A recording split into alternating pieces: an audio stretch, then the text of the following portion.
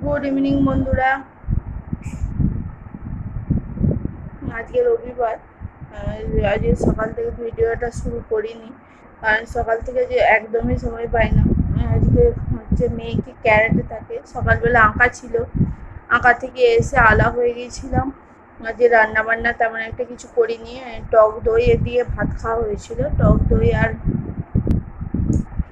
মাছ ভাজা দিয়ে ভাত খাওয়া হয়েছিল, আলু ভাতে দিয়েছিলাম। আর ডাল করেছিলাম। আমার হাজব্যান্ড টক দই খায় না, তাই জন্য আলু ভাতে ডাল মাছ ভাজা এই দিয়ে ভাত খেয়েছি। আমরা কেউ ডাল খাইনি, আমরা টক দই দিয়ে ভাত খেয়েছি মা মেয়ে দিয়ে।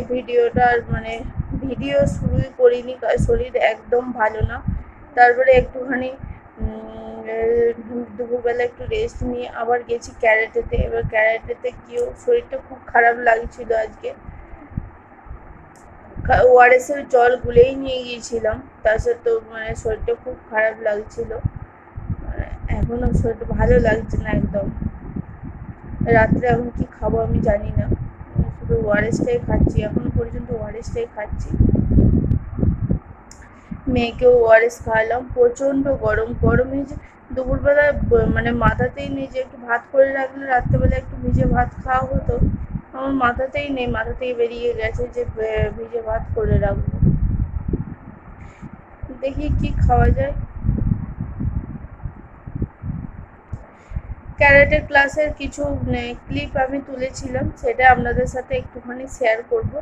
কারণ ওইখানে যারা ক্যারেটে কম্পিটিশন হয়েছিল, ক্যারেটে কম্পিটিশনে দুজন বাইরে গিয়েছিল, বাইরে দুজনে ফার্স্ট হয়ে এসেছে, একটা বাচ্চা ছেলে আর একটা মেয়ে।